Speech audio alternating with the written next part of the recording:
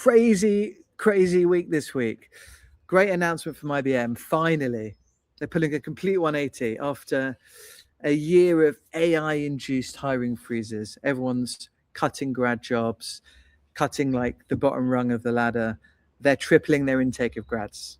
But there is a catch. The job descriptions have been completely changed, ripped up, rewritten, being rewritten from scratch, probably by AI. So I'm going to talk about that. And then there's a shelf life on your professional skills. They've just hit an all-time low. So if your resume is like 2 years old, you might already be obsolete. I want to break down the skills expiry crisis and why your human IQ, and I've been talking about this for ages, is way more valuable than your tech IQ. So grab a coffee, grab a drink, grab a cup of tea. I'm going to dive into this for like 10 minutes. You've got to know these two stories, massive.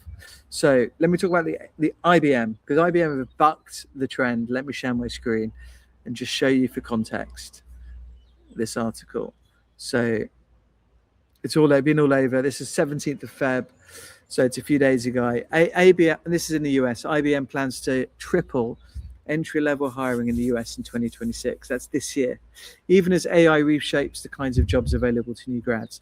And this is huge, right? We've been talking about the fact that AI has been cutting and reducing grad jobs for ages. It's been like a massive trend this year so far.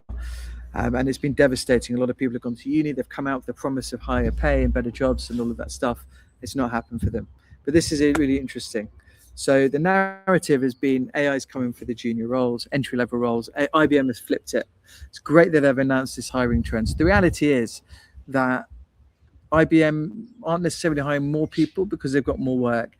They just realized that cutting the bottom pyramid probably destroys the middle and the top. And everyone's been talking about that, right? But no companies have gone all in on hiring more grads. And this is really interesting. If you don't hire juniors today, you've got no managers, you've got no leaders in like 3, 5, 6 years or whatever. So it's interesting. And the impact on the jobs, because the jobs are different now. Those grad jobs back in the day, talking back in the day, like 2, 3 years ago, it was a lot of doing. Now it's overseeing. You've got junior developers at IBM now spending less time coding, more time in customer facing consultations and stuff. And coders now, hey, they're on Claude Code, they're on OpenAI, Codex, all of that stuff, and they are speaking, and the agentic coding is coding. It's crazy. So the whole game's changed, right? Like absolutely everything.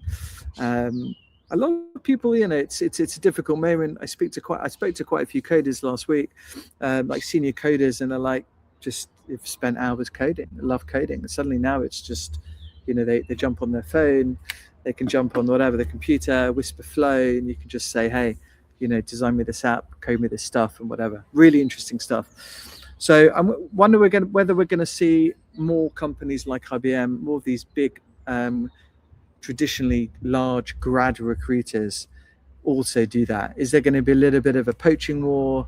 Does IBM know something that others don't? Are the premiums going to go up for people? So it's going to be really interesting to see what happens. Is all this talent going to be poached? Are people going to just wait and see? IBM train them up for us, we'll poach them later. So that's going to be really interesting to see. So for candidates, I think, just as I've said before, network like hell, learn like crazy, and just go all in, and it'll be big. Story 2. I've talked about this a lot. Skills expire so quickly. And let me just show you a LinkedIn post I did the other day. And this you need to know this, right? Half-life of technical skills now is just 2 to 3 years. So it's massive. And then if you're an individual now looking for a new role, you've really got to think about, like, what is the reality? So you go to school, you go to university, you're learning like technical skills, knowledge, things like that. You get into the real world, and so much of it now is about your emotional intelligence, your cultural intelligence, your ability to get on with people from different walks of life, and things like that. Your ability to continue learning and developing, and not being like, oh my god, it used to be like this and it used to be like that. So there's just a huge huge need for, whether it's at school, university, all of that kind of stuff, but people learning to be agile, to keep moving forward, to keep trying new things, to be curious, dive in. Like, have you set up a Clawbot yet? Have you tried to set up an agentic AI personal assistant? I went all in. I've been all in this last 2 weeks. I'm not a coder, never coded anything in my life until about a month ago. And then I jumped on Cool Code. I vibe coded a few things. I've just set up in a sandbox, all the various different, wanted to be really secure, didn't give it access to any of my data, but I've set up with Clawbot an agentic AI agent, and it's doing some really cool stuff for me. It's incredible. So couldn't have done that 2 weeks ago, was able to do it today. If I don't know how to do it, I jump on Gemini, I jump on Claude, jump on OpenAI, and you ask it, and it's incredible.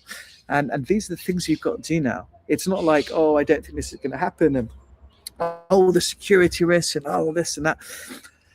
Try stuff.